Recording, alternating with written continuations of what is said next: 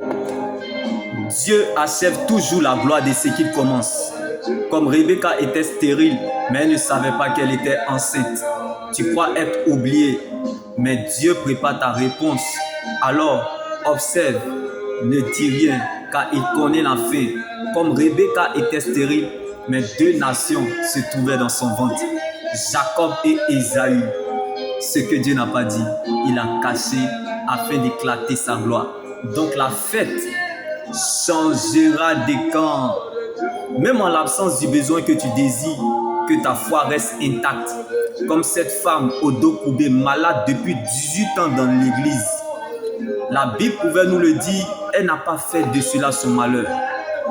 Elle est restée à son poste. Elle servait continuellement Dieu dans le temple. Malgré son handicap, elle est restée fidèle au temple.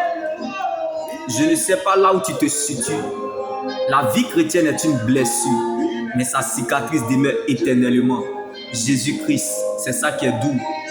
Comme Zacharie et sa femme Élisabeth servaient Dieu, mais ils n'ont rien eu. Comme Paul pouvait nous le dire, mon corps porte la marque de la souffrance de Jésus. Comme Ézéchias craignait Dieu, il espérait en sa bonté, mais continuait toujours à souffrir dans son corps. Malgré sa bonne foi, Ézéchias était atteint d'une maladie mortelle qui le condamnait à la mort. C'était fini pour Ézéchias, mais Dieu a augmenté le temps additionnel. Comme cette femme qui perdait du sang depuis 12 ans, bien-aimée, avait l'apparence, mais il lui manquait la profondeur. Elle était fatiguée parce qu'elle perdait du sang depuis 12 ans. Elle a touché Jésus parce qu'elle était chargée de problèmes. Si une situation vous dépasse, demandez l'intervention divine. Si vous ouvrez votre Bible, comme cette femme a touché le bord du vêtement de Jésus, vous ne verrez plus la taille de la situation, mais vous verrez plutôt la grandeur de votre Dieu. Comme Jésus pouvait nous le dire, qui m'a touché? Quelqu'un m'a touché, car je sens qu'une force est sortie de moi. C'est dans ces épreuves-là que vous vous construisez, comme cette femme au dos courbé malade depuis 18 ans dans l'église, mais n'a pas fait de cela son malheur. Bien-aimé, ce genre de souffrance, c'est une guérison instantanée.